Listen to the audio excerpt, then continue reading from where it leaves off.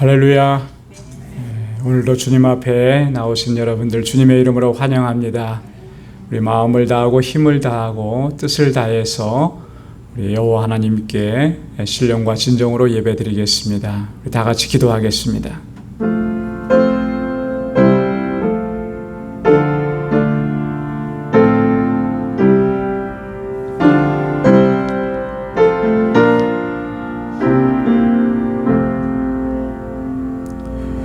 여호와 내 하나님이여, 내가 주께 부르짖음에 나를 고치셨나이다. 여호와여, 주께서 내 영혼을 음부에서 끌어내어 나를 살리사 무덤으로 내려가지 않게 하셨나이다. 주의 성도들아, 여호와를 찬송하며 그 거룩한 이름에 감사할지어다. 그 노염은 잠깐이요 그 은총은 평생이로다. 저녁에는 울음이 기숙할지라도 아침에는 기쁨이 오리로다. 내가 형통할 때에 말하기를 영영이 요동치 아니하리라 하였도다. 아멘. 은혜가 풍성하시고 자비하신 만군의 주 여호와 하나님 아버지, 오늘도 주님의 은혜 가운데 저희들을 지키시고 보호해 주셨다가 이 저녁 여호와 하나님을 찬양하며 아버지께 예배하기 위해서 주님의 보좌 앞으로 이렇게 불러주심을 감사합니다. 매 순간 분초마다 함께 하시고 능력으로 역사하시는 그 하나님의 손길을 잊지 않고 항상 기억하게 인도하여 주옵소서. 언제나 기쁨과 감격 속에서 주님의 성호를 찬양하며 주의 이름을 높이며 주님을 경외하며 아버지를 예배하는 참된 예배자로 살아갈 수 있도록 도와주옵소서. 오늘도 주님 앞에 나아오며 우리의 허물과 죄악들을 고백하오니 주의 보혈로 깨끗하게 씻어주시고 정결하게 하셔서 아버지 하나님 받으시기에 합당한 예배를 올려드릴 수 있도록 인도하여 주옵소서. 우리의 예배를 받아 주옵소서. 우리 가운데 임하셔서 주님의 평강으로 덧입혀 주옵소서. 예수님의 이름으로 기원하옵나이다. 아멘. 전능하사 천지를 만드신 하나님 아버지를 내가 믿사오며 그 외아들 우리 주 예수 그리스도를 믿사오니 이는 성령으로 잉태하사 동정녀 마리아에게 나시고 본디오 빌라도에게 고난을 받으사 십자가에 못 박혀 죽으시고 장사한 지 사흘 만에 죽은 자 가운데서 다시 살아나시며 하늘에 오르사 전능하신 하나님 우편에 앉아 계시다가 저리로서 산 자와 죽은 자를 심판하러 오시리라. 성령을 믿사오며 거룩한 공예와 성도가 서로 교통하는 것과 죄를 사하여 주시는 것과 몸이 다시 사는 것과 영원히 사는 것을 믿사옵나이다. 아멘. 이 시간 찬양으로 하나님께 영광 돌리겠습니다. 정결한 마음 주시옵소서. 함께 찬양합니다.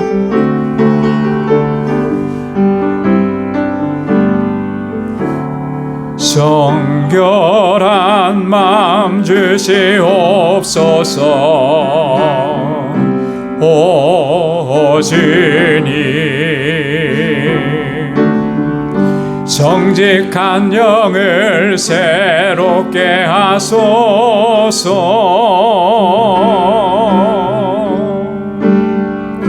정결한 마음 주시옵소서. 오 주님, 정직한 영을 새롭게 하소서.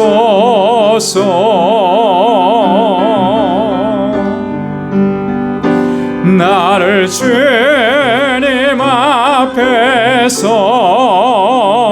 멀리하지 마시고 주의 성령을 거두지 마옵소서.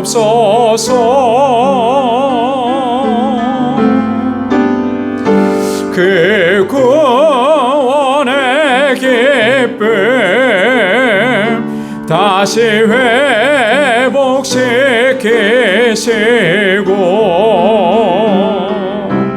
변치 않는 마음 내 안에 주소서. 정결한 마음, 정결한 마음 주시옵소서. 오 주님, 정직한 영을 새롭게 하소서.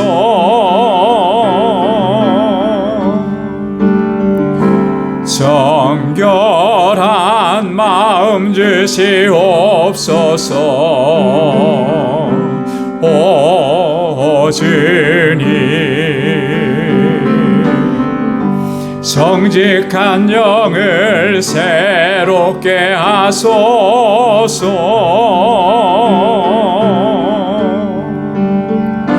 나를 주님 앞에서 멀리하지 마시고 주의 성령을 거두지 마옵소서.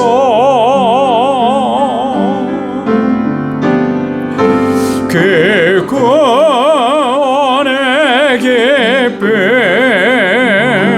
다시 회복시키시고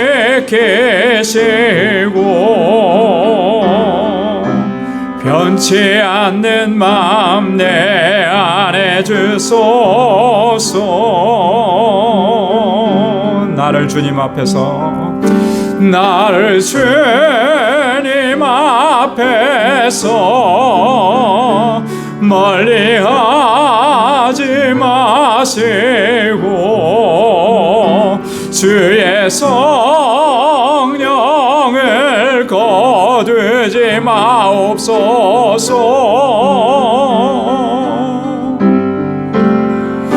그 구원의 기쁨 다시 회복시키시고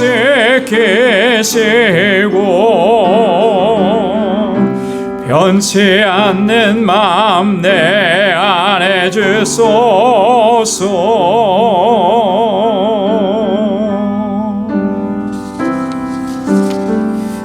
다 와서 찬양에 함께 찬양하겠습니다.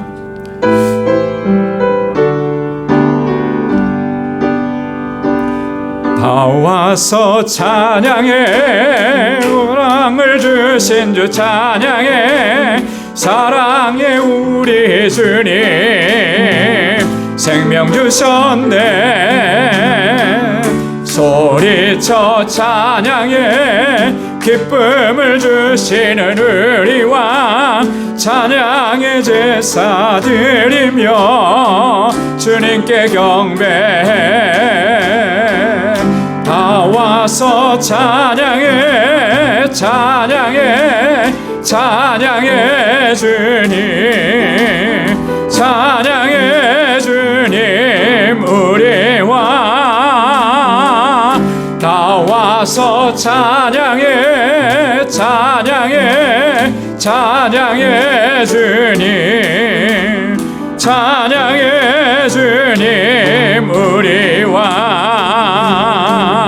다 와서 찬양해, 사랑을 주신 주 찬양해. 사랑해 우리 주님, 생명 주셨네. 소리쳐 찬양해, 기쁨을 주시는 우리 왕. 찬양의 제사 드리며 주님께 찬양해. 다 와서 찬양해, 찬양해, 찬양해 주님, 찬양해 주님 우리 왕. 다 와서 찬양해, 찬양해, 찬양해 주님, 찬양해 주님 우리 왕. 다시 한번 하겠습니다. 다 와서 찬양해, 사랑을 주신 주 찬양해. 사랑해 우리 주님, 생명 주셨네. 소리 부르짖어 찬양해 기쁨을 주시는 우리와 찬양의 제사 드리며 주님께 경배해 다 와서 찬양해 찬양해 찬양해 주님 찬양해 주님 우리와 다 와서 찬양해 찬양해 찬양해 주님 찬양해 주님 우리와 아멘. 주님은 우리의 왕이 되시고 우리의 찬양을 받으시기에 합당한 분이신 줄로 믿습니다. 슬픈 마음 있는 사람 우리 힘차게 박수하면서 찬양하겠습니다.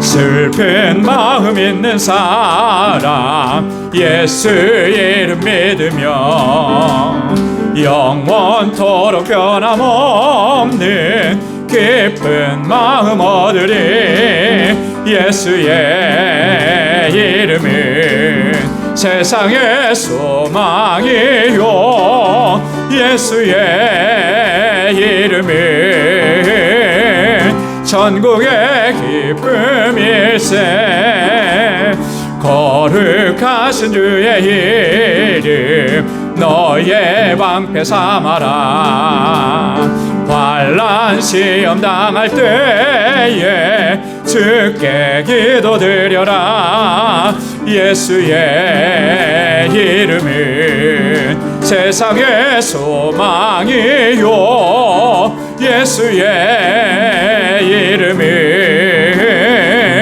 천국의 기쁨일세 존귀하신 주의 이름 우리 기쁨 되도다 주의 품에 안길 때에 기뻐 찬송 부르리 예수의 이름은 세상의 소망이요 예수의 이름은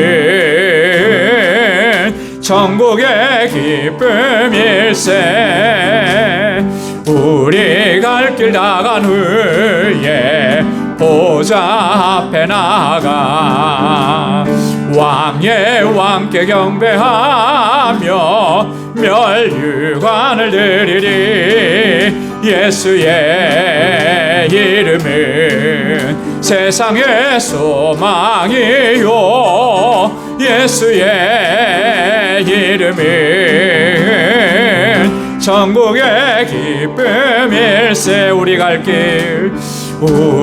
갈 길 나간 후에 보좌 앞에 나가 왕의 왕께 경배하며 멸류관을 드리리 예수의 이름은 세상의 소망이요 예수의 이름은 천국의 기쁨일세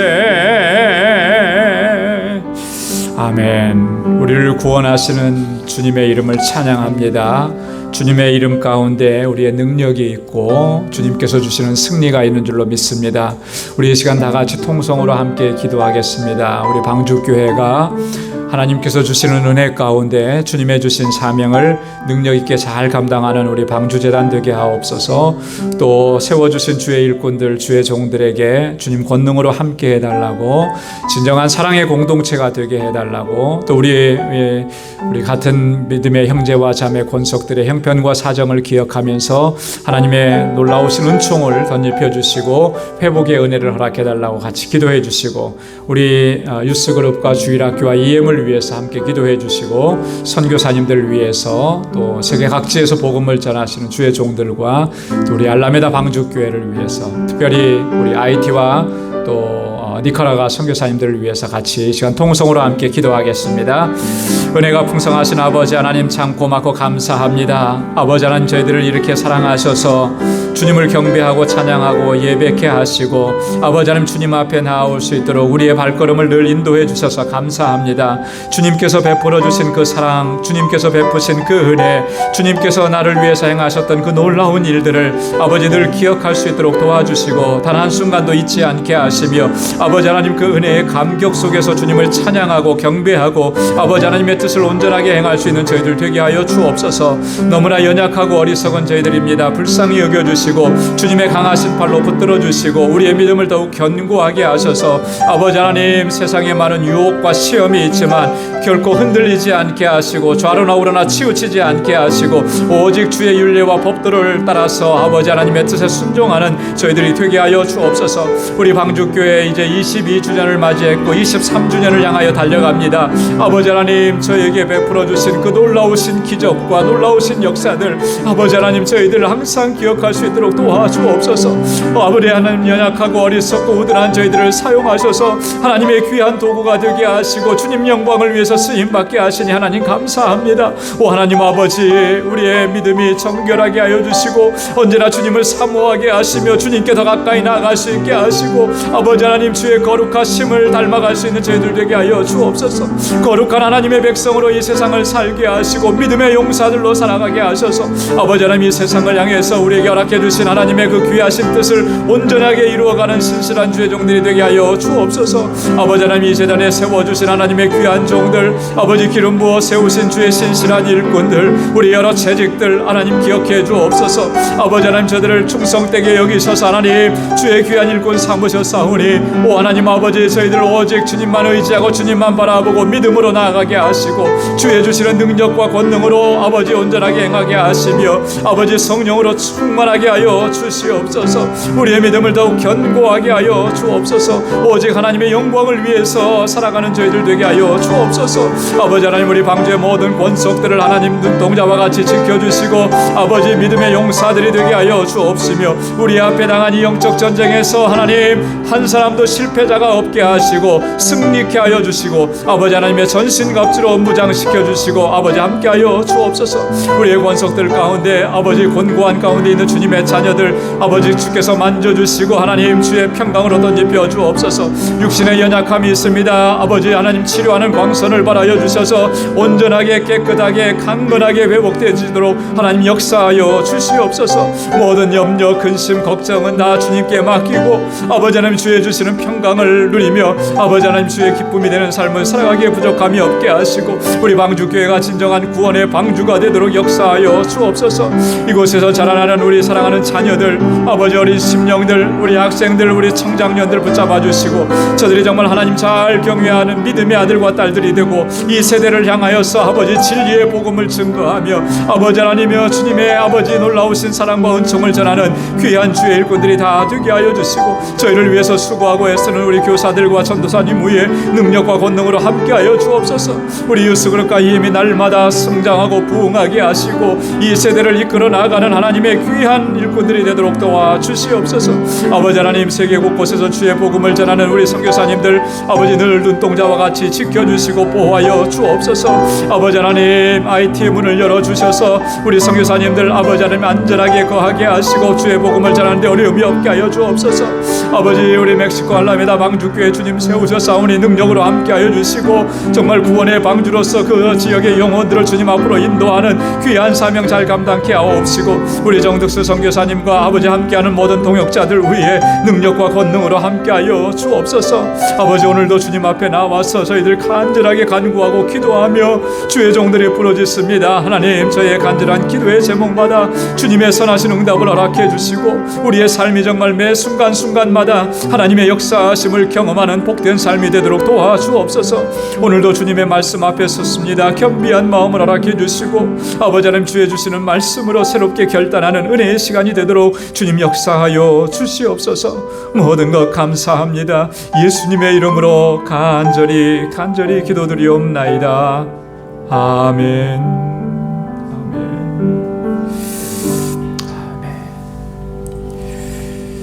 할렐루야.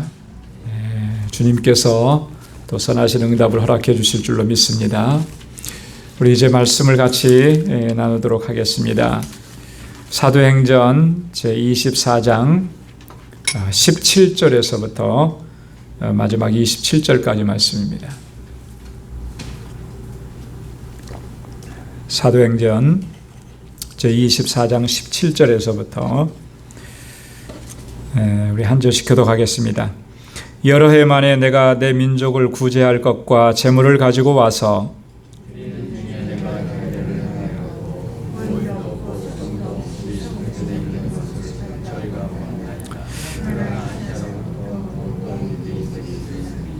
저희가 만일 나를 반대할 사건이 있으면 마땅히 당신 앞에 와서 송사하였을 것이요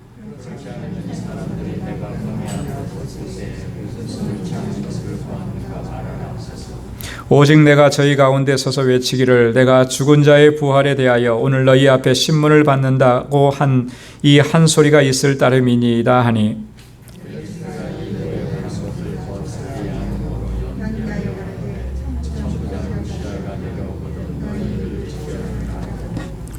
백부장을 명하여 바울을 지키되 자유를 주며 친구 중 아무나 수종하는 것을 금치 말라 하니라.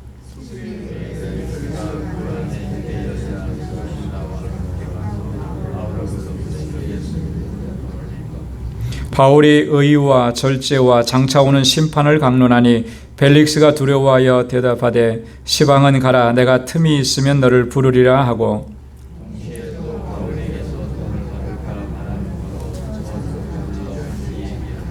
다 함께요.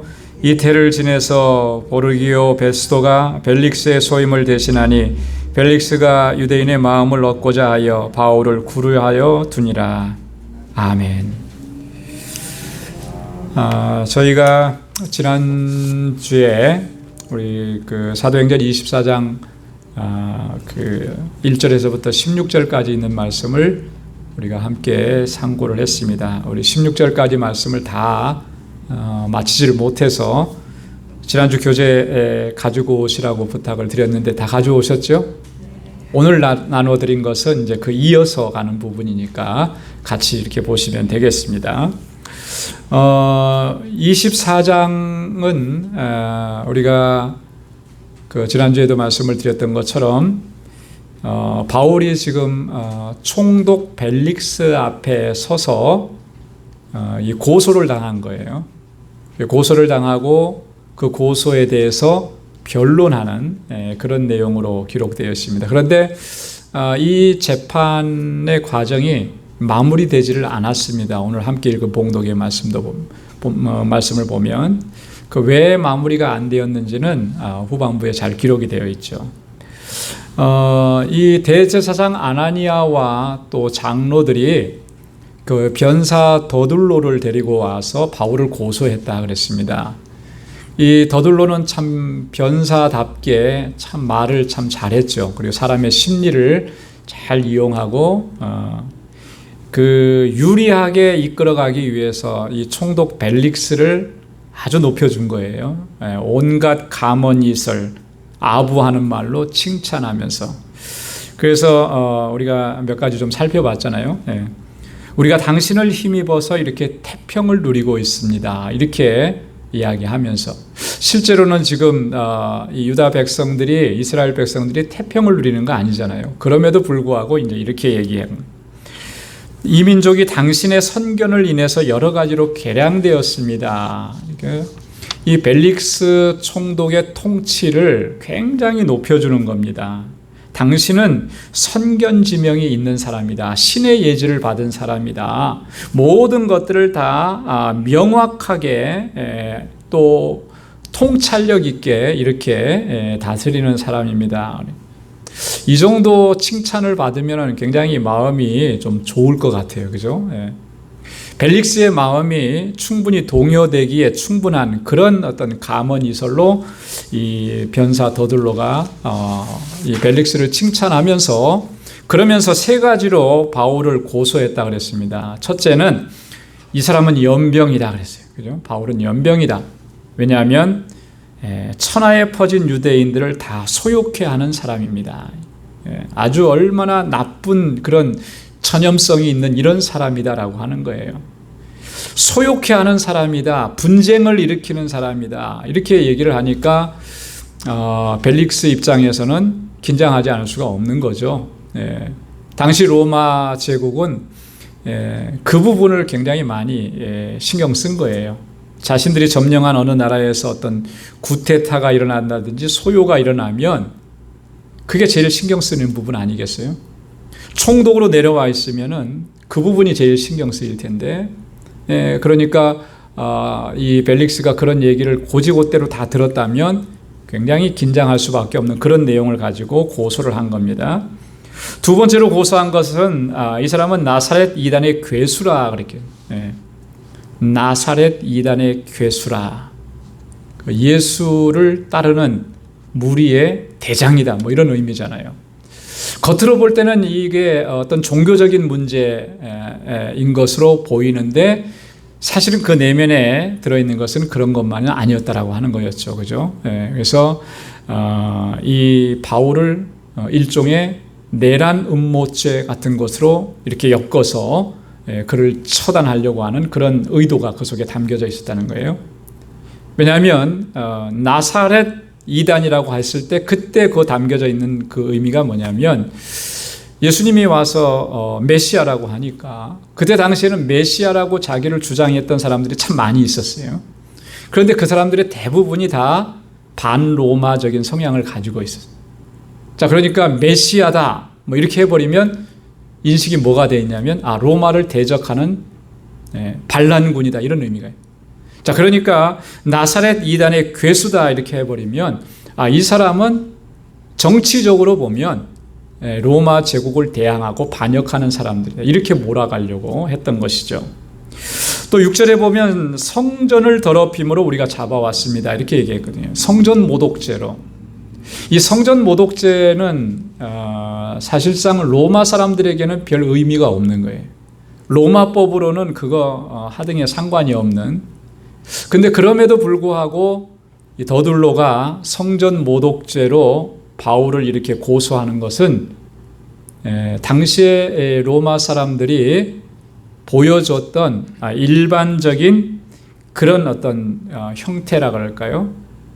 그런 것들을 들어서 한 거예요. 왜냐하면 유대인의 종교법으로 이렇게 처리해야 될 문제들은 잘 관여를 안 했는데, 이게 사형에 관계되는 것에 있어서는 유대 종교법의 사형이라고 선언하면 그걸 그냥 묵인해 주는 경향이 있다. 그래서 그것을 노리고 이 더둘로도 그렇게 얘기한 거예요. 성전 모독죄는 유대법에 의하면 그건 사형이잖아요, 그죠? 그래서 더둘로가 그것을 알고 그렇게 이제 고소를 했다는 거죠. 자, 이런 죄목으로 고소를 했다면 판결이 이대로만 판결나면 어떻게 되겠어요? 바울은 꼼짝없이 죽을 수밖에 없는 그런 상황이었다. 자, 이제는 바울이 변론할 차례가 되어서 지난주에 우리가 바울이 변론하는 내용들을 일부분 살펴봤습니다. 11절에서 13절까지 바울은 변론하는데, 지금까지 더둘로가 했던 이 모든 말들은 다 사실이 아니다라고 하는 것에서부터 변론을 시작한 거예요. 그렇죠. 모든 변론이 그렇잖아요. 그죠? 앞에서 누가 이렇게 주장을 했으면 그것이 사실이 아닙니다, 이렇게 얘기해야 되는데, 사실이 아닙니다라고 말로만 해서는 안 되는 거죠. 거기에 명확한 상황과 증거가 이제 들어가야 되는 거예요. 그래서 바울이 11절에 보면 그렇게 얘기해요. 당신이 아실 수 있는 바와 같이, 당신이 다 알고 있는 것처럼 내가 예루살렘에 올라간 것은 어떻게 올라갔다 그랬어요? 예배하러 올라간 것이다. 하나님께 예배드리러 올라간 것이지, 누구를 저 사람이 고소하는 것처럼 내가 소동을 일으키려고 그런 목적을 가지고 올라간 거 아니다. 그리고 내가 예루살렘에 올라간 거는 며칠밖에 못 되었다 그랬냐면 12일밖에 못 되었다 그래요. 이 12일이라고 하는 기간은 군중들을 모합해서 소동을 일으키고 역모를 꾸미고 할 수 있는 그런 시간이 못 된다라고 하는 거죠. 그리고 이 열 이틀밖에 못 되었다라고 했을 때 그 기간 동안에 바울이 예루살렘에서 있었던 행적들이라고 하는 것은 자세하게 앞에서도 기록해 놓은 것처럼 그런 어떤 소동을 일으키고 뭐 이렇게 할 수 있는 그런 시간적인 그런 여건도 되지 못했었다. 그러니까 지금 더둘로가 하는 이 모든 말들은 다 사실이 아니다. 이제 이렇게 얘기합니다. 그리고 12절과 13절에서는 만약에 정말 내가 소동을 일으켰다면 그 증거 본 사람이 있으면은 좀 나와보라고 하십시오. 이제 그렇게 얘기하는 거예요.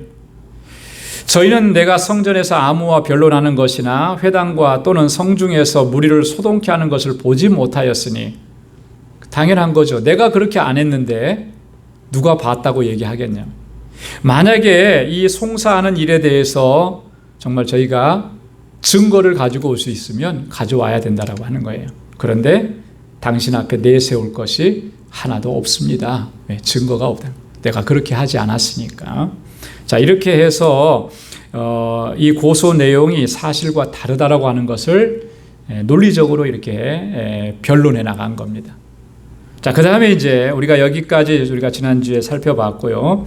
오늘부터는 보면 14절부터 16절까지 이제는 바울이 뭘 변증을 하느냐 하면 내가 믿는 하나님, 내가 속해 있는 이 기독교는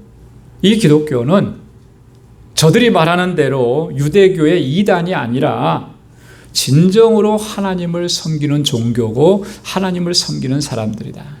이것을 이제 강조해서 얘기하는 거예요. 자, 그래서 14절 말씀에 보면 그러나 이것을 당신께 고백하리이다. 나는 저희가 이단이라 하는 도를 쫓아 조상의 하나님을 섬기고 율법과 및 선지자들의 글에 기록된 것을 다 믿으며 그랬어요. 예. 저들은 나를 이단이라고 얘기하지만 그러나 이게 이단이 아니라는 거예요. 그 도는 바로 예수 그리스도 하나님의 아들 메시아이신 그분이 전해준 말씀인데 그 도를 쫓아서 내가 지금 누구를 섬긴다 그랬어요? 조상의 하나님을 섬긴다. 조상 대대로 섬겨왔던 그 하나님을 나도 지금 섬기는 것이고 뿐만 아니라 율법과 선지자들의 글에 기록된 것. 여러분 율법과 선지자의 글 하면은 뭘 얘기하는 거겠어요?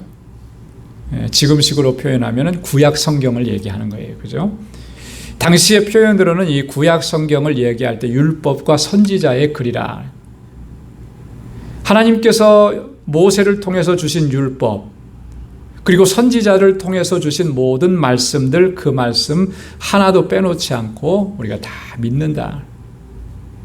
그러니까 종교적으로 봐도 저들이 말하는 이단이라고 하는 거 그거는 말도 안 되는 것이다. 우리는 이렇게 신실하게 하나님을 섬기는 사람이라고 하는 거 이걸 강조하는 거예요. 또 이어서 15절 말씀에도 보면 저들이 가지고 있는 하나님께 대한 소망 나도 그 소망을 가지고 있다라고 해요. 네. 이 소망이 어떤 소망이라 그랬습니까? 의인과 악인의 부활이 있을 것이다 라고 하는 것입니다. 부활에 대한 소망을 나도 간직하고 있다라고 하는. 자, 이게 지금 바울이 변론하고 있는 모든 내용들을 보면 여기에는 어떤 로마 법에 저촉이 되는 것이 하나도 없고요. 정치적인 요소라든가 이런 것들이 전혀 들어가 있지 않은 거잖아요. 그죠? 오직 신앙의 문제 때문에 이렇게 박해를 받는다는 것인데 본인도 저들 앞에서 강조했던 것은 다른 게 아니라는 거예요. 이 부활에 대한 이야기를 한 것밖에는 없다. 이제 뒤에 가서 그렇게 얘기하죠. 하나님께 대한 소망, 이 부활에 대한 소망을 나도 간직하고 있다라고 하는 것을. 여러분, 이 부활에 대한 이야기를 했을 때 앞에서 바울이 한번 그것을 언급한 적이 있습니다. 산헤드린 공회에서. 그래서 바울이 이 부활에 대한 이야기를 함으로 말미암아 이 산헤드린 공회가 파행이 되어버렸잖아요. 그죠? 바리새인들과 사두개인들 사이에서 신학적 논쟁이 일어나 버린 거예요. 왜 그랬다 그랬습니까? 바리새인들은 부활을 믿어요. 그런데 사두개인들은 부활을 믿지 않아요. 그러니까 바울이 한 이 말로 인해서 서로 간에 이제 논쟁이 된 거예요. 그래서 사내들인 공회 앞에서 사실은 바울이 변론하기로 되어 있고 변론을 시작했었지만 결국은 변론을 다 못하고 여기까지 이제 오게 된 것이죠. 대체적으로 당시의 유대인들은 부활에 대한 신앙이 있었습니다. 바리새인들뿐만 아니라 대부분의 유대인들이 부활을 믿었다고. 사두개인들만 그걸 믿지 않았던 거예요.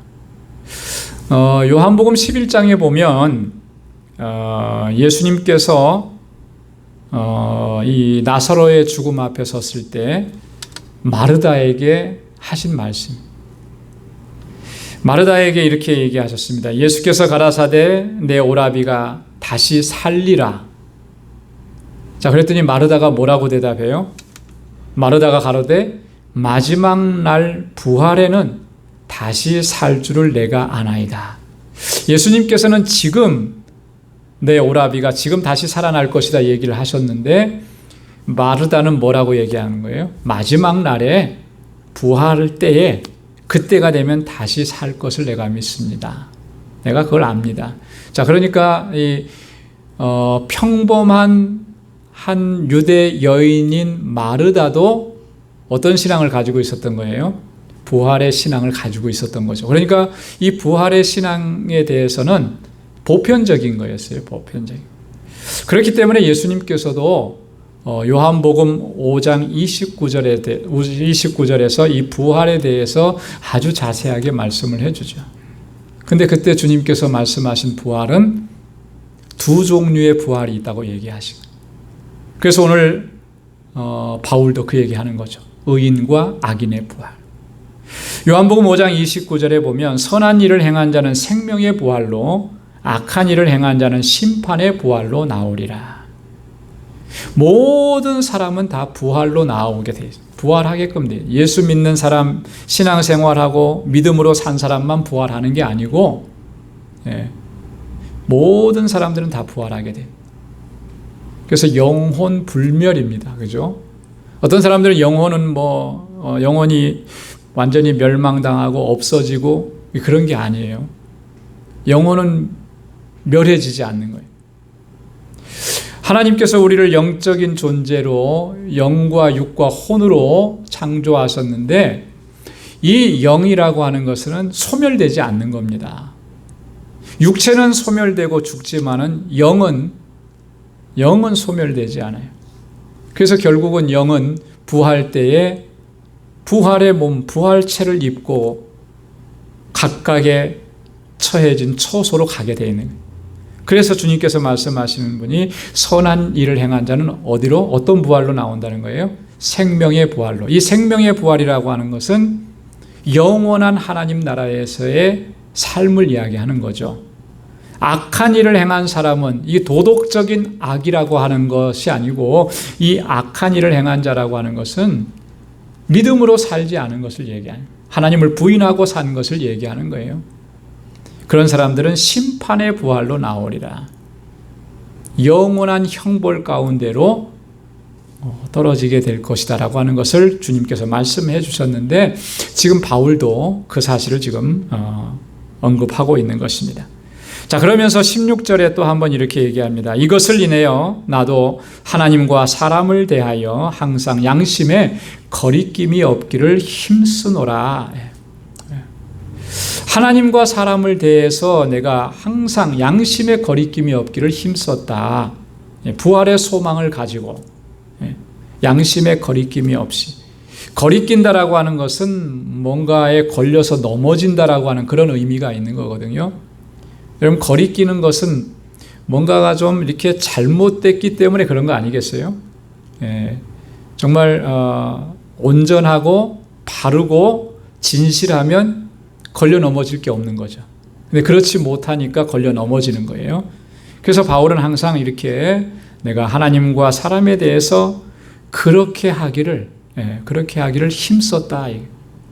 여러분, 이 바울의 이 언급을 통해서 우리가 중요한 사실을 한 가지 좀 깨달아야 되는 것입니다. 뭐냐면 바울이 지금 하나님 앞에서라고만 얘기하지 않고 누구 앞에서도 얘기했습니까? 사람에 대해서도 이렇게 얘기하는 거죠. 하나님에 대해서만 내가 그렇게 거리낌 없이 하려고 힘쓴 게 아니라 사람을 대할 때도 그렇게 하기를 힘썼다라고 하는 걸 얘기합니다.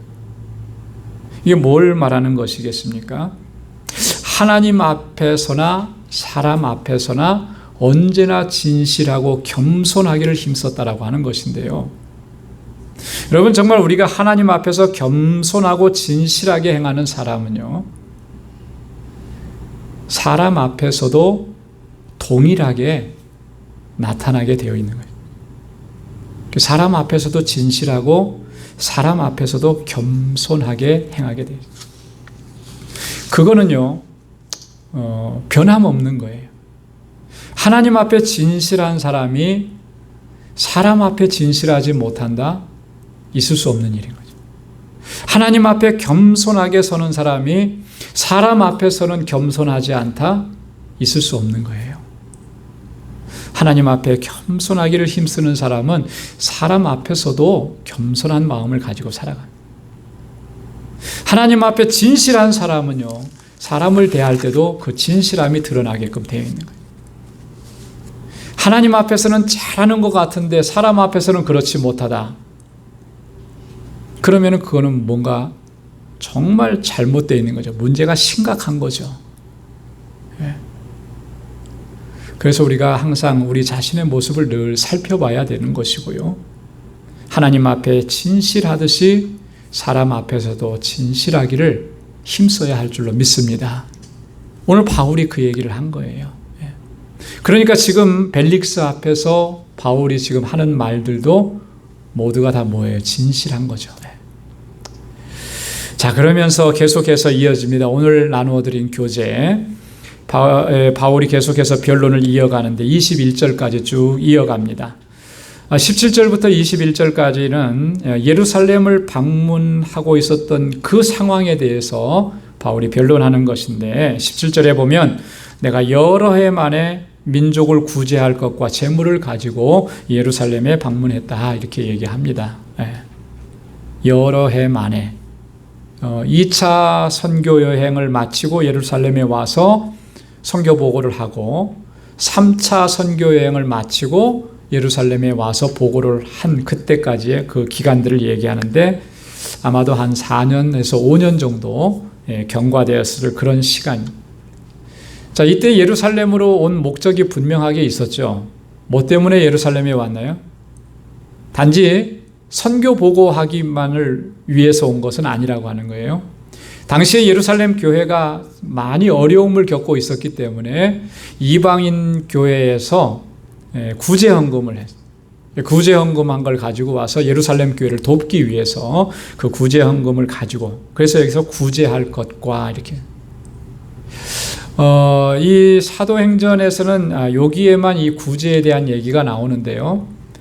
바울 서신서를 보면 이 이방인 교회들이 예루살렘 교회를 위해서 구제 헌금을 한 이 내용을 바울은 자주 언급을 했습니다.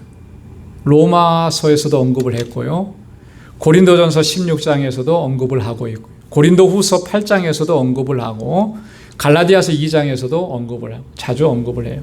여러분, 바울이 그의 서신서에서 이 구제의 내용을 자주 언급을 하고 있다라고 하는 것은 뭘 의미하는 것이겠습니까? 그만큼 구제가 중요하다라고 하는 것을 이야기하는 거예요. 구제가. 여러분, 우리가 교회론에 대해서 우리가 공부할 때 교회의 사명에 대해서 한번 얘기를 한 적이 있습니다. 교회의 사명. 전통적으로 교회의 사명은 5가지로 요약한다 그러면 뭐가 있다 얘기한 적이 있는데, 여러분 혹시 기억나세요? 교회 사명. 첫째는 뭐예요? 예배. 둘째는요? 전도, 선교. 또 세 번째는요? 교육. 교육. 네 번째는요? 구제. 구제, 섬김, 봉사, 구제. 그리고 5번째가 성도의 교제, 코이노니아. 그러니까 대표적으로 이제 전통적으로 5가지로 이렇게 정리를 합니다. 그 외에도 사명들이 많이 있지만 대표적인 사명들이에요. 그 안에 보면 지금 뭐가 있다고 얘기했어요? 구제 있다고 했죠. 그죠? 네. 다른 말로는 섬김, 봉사 이런 거예요. 여러분 이건 교회에 주신 사명이에요. 그렇기 때문에 이 교회는 우리 그리스도인들은 주변을 돌아봐야 돼. 우리 이웃들을 돌아봐야 돼. 그래서 하나님께서 우리에게 주신 그 은혜를 나누어야 되는 겁니다. 그 일에 우리가 최선을 다해야 돼. 초대 예루살렘 교회도 그 어려운 상황 가운데서도 구제에 힘쓰는 그런 교회였잖아요. 물론 나중에 가서 그 문제 때문에 교회가 좀 어려움을 겪었지만 또 하나님께서 은혜 주셔서 그걸 잘 해결할 수 있도록 하셨던 거죠. 네. 바울이 이것을 중요하게 생각을 한 것이에요. 그렇기 때문에 그의 서신서에서도 여러 번 이렇게 반복해서 강조했다라고 하는 것이죠. 여러분, 우리가 하나님께서 주신 은혜와 축복만을 자랑하지 말고 하나님께서 우리에게 주신 은혜와 축복을 이제는 나누면서 그렇게 하나님께 영광 돌리는 그런 삶과 사역을 감당해야 할 줄로 믿습니다. 자, 그 다음에 18절에서는 바울이 성전에 있는 동안에 아무런 소동도 없었다라고 하는 것을 강조해서 얘기합니다. 내가 결례를 행했었는데 또 모임이 있었지, 어떤 다른 모임도 없었고 소동하는 일들도 성전에서는 일어나지 않았다. 만약에 소동이 있었다고 하면 그 소동은 누가 일으킨 소동이라고 그랬어요? 아시아에서 온 유대인들이 소동을 일으킨 것이다. 자, 그렇다면 아시아에서 온 유대인들이 소동을 일으켰는데 그들이 당사자인데 만약에 송사를 하려고 하면 그 사람들이 와서 송사를 했어야 되는 게 아니냐. 바울의 논지는 이거예요. 19절에. 자, 그런데 그들은 그렇게 하지 않았다라고 하는 거죠. 지금 누가 송사하고 있는 거예요? 대제사장과 장로들이 더둘로를 데리고 와가지고 송사하고 있는 거잖아요. 정말 바울이 어디 다니면서 흩어져 있는 유대인들에게 가는 곳마다 소동을 일으키고 혼란하게 하고 막 이렇게 했다면은, 그랬다고 해서 지금 아시아에서 온 유대인들이 소동을 일으켰는데 그 사람들이 다 목격했으니까 와서 그들이 직접 고소를 했어야 마땅하지 않냐. 근데 그들이 지금 하지 않고 있다. 자, 그러니까 이게 뭘 의미하는 것이겠느냐. 이 더둘로의 송사가 이게 다 허위라는 것을 반증해 주는 것이 아니냐. 이제 바울이 논리적으로 그렇게 얘기하는. 그러면서 20절과 21절에 보면, 자, 내가 공회 앞에서도 섰었는데 거기서 내가 무슨 옳지 않은 일이 했었는지 그거 한번 말해보게 하라라고 하는. 바울이 지금 공회 앞에, 사내들인 공회 앞에 한번 섰었습니다. 그때 바울이 딱 한마디 했어요. 한마디 한 게 뭐예요? 23장 6절에 보면 죽은 자의 소망 곧 부활을 인해서 내가 신문을 받는다. 이 한마디 한 거예요. 이 한마디 하고 그냥 사내들인 공회는 세상 말로 난장판이 돼버린 거죠. 자칫 잘못하다가 바울이 죽을 수도 있었던 거예요. 천부장이 바울을 건져냈던 거죠. 나 그거밖에 한 것이 없다. 그러니 더둘로가 하는 이 모든 고소의 내용들은 다 사실이 아니다. 바울이 여기까지 이제 얘기했을 때, 그 다음에 이제 총독 벨릭스가 조치를 취합니다. 그죠? 22절과 23절에 22절에 보면 천부장 루시아가 내려오면 그때 처리하겠다. 총독이 그렇게 얘기하고 신문을 연기해 버렸습니다. 자, 지금 양자간의 얘기를 다 들었잖아요. 그죠? 다 들었으면 그 다음에는 해야 되는 게 뭐예요? 판결을 내려야 되는 건데 지금 총독은 판결을 내리지 않습니다. 밀어버리는 거예요. 왜 밀었겠는가? 다른 속셈이 있어서 그렇게 한 것이죠. 그 속셈은 뒤에 이제 나옵니다. 자, 그런데 여기서 조금 우리가 의아한 것이 있어요. 벨릭스가 이 도에 관한 것을 더 자세히 아는 고로 그랬어요. 이 도라고 하는 것은 이 나사렛 예수 그리스도께서 전해주신 도를 얘기하는 거잖아요. 근데 그것을 벨릭스가 더 자세히 안다 그랬습니다. 어떻게 알게 되었을까? 그것이 참 궁금한데 뒤에 보면은 이 벨릭스에게는 유대인 부인이 있었다 그렇게 얘기하죠. 그죠? 드루실라라고 하는 부인이 있었는데 아마도 이 유대인 부인인 드루실라를 통해서 알게 되었지 않았을까 이렇게 추정을 해보는 거예요. 여러분 드루실라라고 하는 이 여인은 여기에 그냥 이름만 나와 있기 때문에 이 사람이 어떤 사람인지는 명확하게 우리가 알 수 없는데요. 이 드루실라는 역사에 의하면 유대 왕이었던 헤롯 아그리파 1세의 딸이라고 합니다. 그러니까 뭐예요? 공주인 거죠. 공주고 벨릭스에게 이제 시집을 왔는데 벨릭스에게는 이 드루실라가 세 번째 부인이라 그래요. 아마도 이 벨릭스가 유대 총독으로 있으면서 유대인들의 환심을 많이 사야 했었기 때문에 아마 이 유대 여인인 드루실라와 혼인 관계를 맺지 않았을까 이렇게 이제 생각을 해요. 드루실라라고 하는 이 여인은 이 기독교에 대해서 또 이 바울이 전하는 이런 그리스도에 대한 이야기 이런 거에 대해서 굉장히 관심이 많았을 것으로 이제 추정을 해 보는 것입니다. 자, 그래서 이제 이렇게 연기를 하고 그 다음에 23절에 보면은 바울에게 자유를 많이 줬어요. 그리고 누가 와서 수종을 들든지 금하지 말라고 벨릭스가 명령을 내립니다. 상식적으로 사실 이해가 안 가는 거예요. 그죠? 죄수로 와서 아직 미결수기는 하지만 지금 여러 가지로 고소를 당했고 그러면 엄하게 다스려야 되고 그렇게 했어야 되는데 그렇게 하지 않고 자유를 줬다 그랬어요. 누가 수종을 들면은 그거 다 허락해 주라 그래. 그게 의미하는 바가 뭐겠습니까? 벨릭스가 얘기를 다 들어보니까 바울에게는 지금 죄가 있다는 거예요? 없다는 거예요? 없다는 거죠. 내가 판단해 볼 때는 바울에게는 죄가 없다. 이렇게 판단이 들었으니까 이런 조치를 취한 것이겠죠. 자, 그런데 그러면 바로 거기서 판결을 내려줬으면 좋은데 그렇게 하지 않았다라고 하는 거예요. 왜 그랬을까? 왜 그랬을까? 뒤에 보면은 이 바울을 통해서 여러 가지 의도한 바를 얻기 위한 그런 목적이 있었다라고 하는 것을 우리가 알 수가 있어요. 먼저 우리 뒷부분부터 보면은 26절에 보면은 벨릭스는 돈을 받을 목적으로 바울을 자주 불러서 이야기를 나눴다 그랬어요. 그러니까 벨릭스에게는 이게 하나의 어떤 기회가 된 거예요. 그죠? 바울에게서 어떤 금전적인 이득을 취하려고 하는 그런 목적이 있었다는 거죠. 그런데 그러면 판결을 내리고 자유를 줘야 하는데 그렇게 하지 않고 얼마 동안을 바울을 구류해 두냐면 2년 동안을 그렇게 한 거예요. 바울이 벨릭스에게 돈을 줬을까요? 안 줬을까요? 안 줬겠죠. 그죠?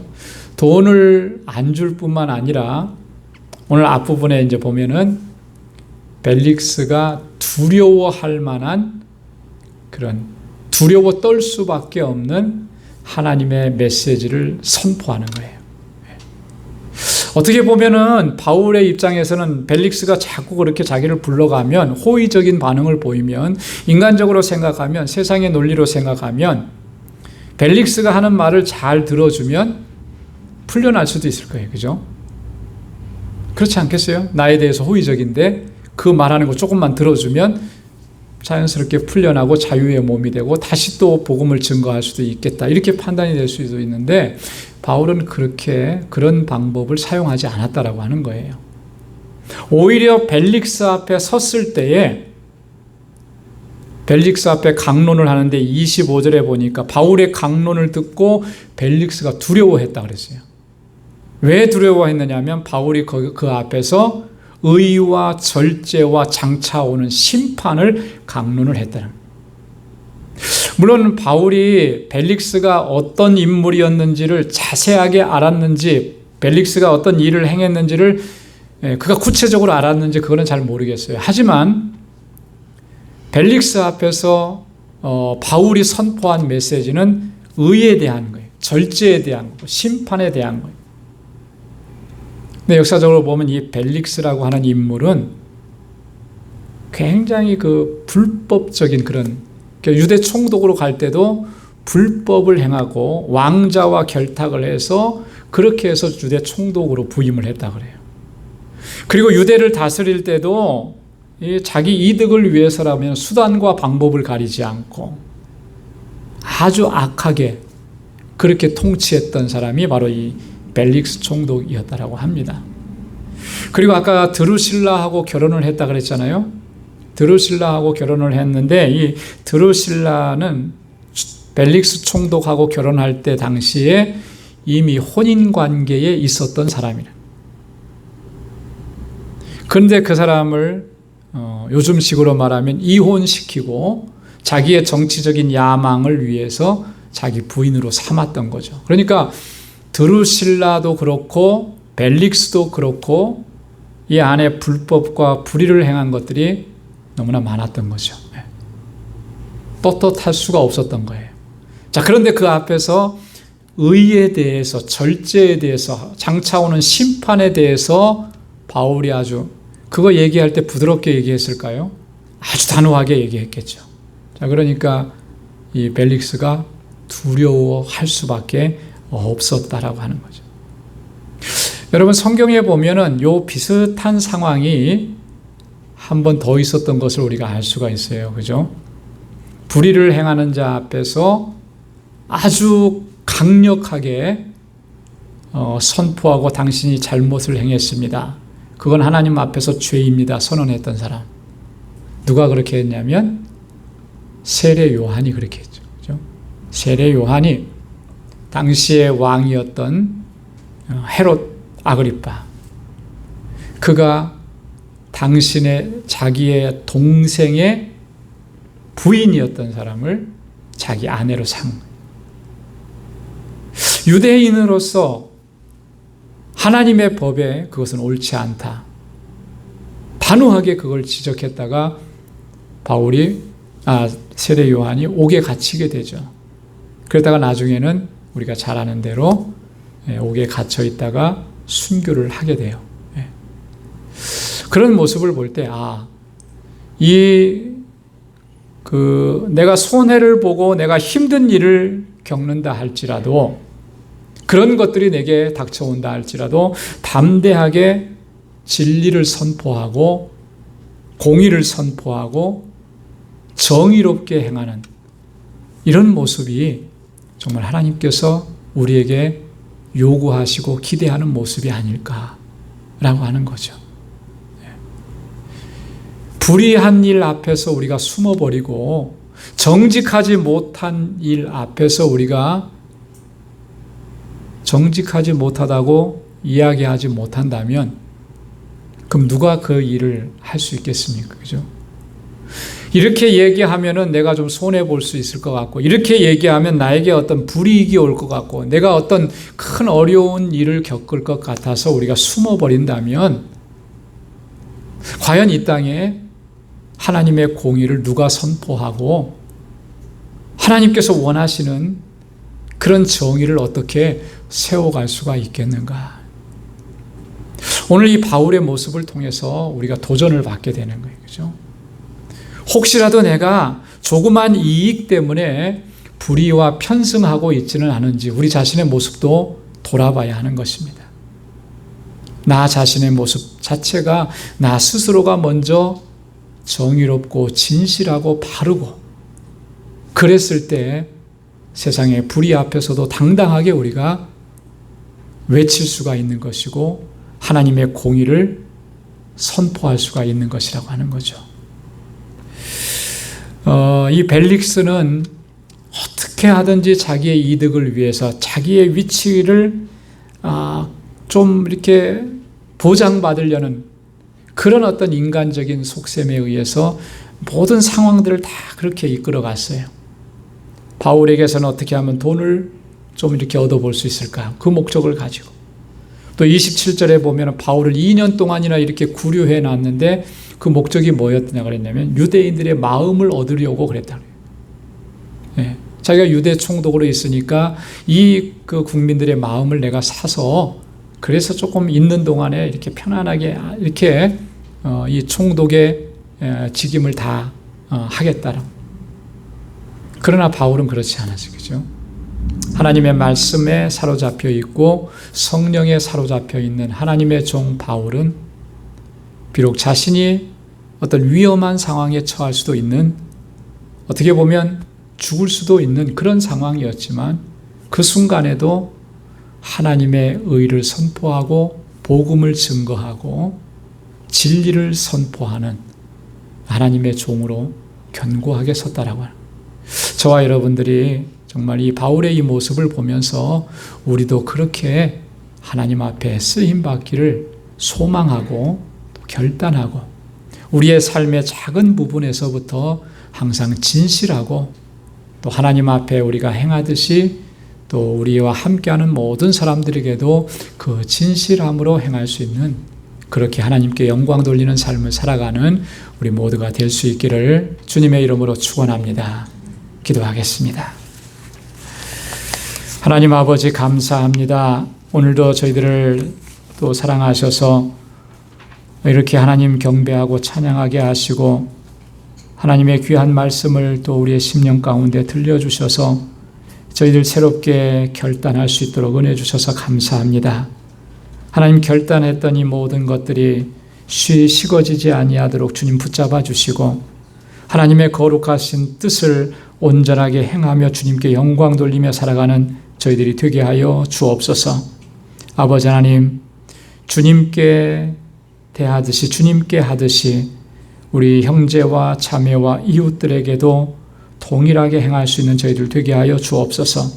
거리낌이 없이 행할 수 있게 도와주시고 오직 하나님의 기쁨과 하나님의 영광을 위해서 언제나 우리의 모든 것들을 다 주님께 온전히 드릴 수 있는 저희들 되게 하여 주옵소서. 우리의 걸어가는 걸음 한 걸음을 주님 눈동자와 같이 지켜주셔서 세상의 허망한 길로 빠지지 않게 하시고 항상 진리 안에 서게 하시고 좌로나 우로나 치우치지 않게 하시고 하나님의 여호와의 율례와 법도를 따라서 믿음으로 살아가는 하나님 우리의 발걸음이 되도록 인도해 주옵소서. 우리 사랑하는 성도들의 삶 속에 늘 함께하여 주시고 저희의 필요한 모든 것들을 채워주셔서 부족함이 없게 하시고 언제나 나와 함께 하시는 여호와 하나님 주님의 이름만을 높이고 주님을 찬양하고 주님께 감사하며 영광 돌리는 삶을 살아가는 우리 방주의 권속들이 다 되게 하여 주옵소서. 이제는 우리 주 예수 그리스도의 무한하신 은혜와 하나님 아버지의 크고 놀라우신 사랑과 성령의 위로 교통 충만하심의 역사가 오직 주님의 영광을 위해서 살아가기로 결단하는 우리 방주의 모든 믿음의 권속들과 저들의 가정과 직장, 생업의 터전과 학업 위에 이제로부터 영원까지 함께 하시기를 간절히 축원하옵나이다. 아멘.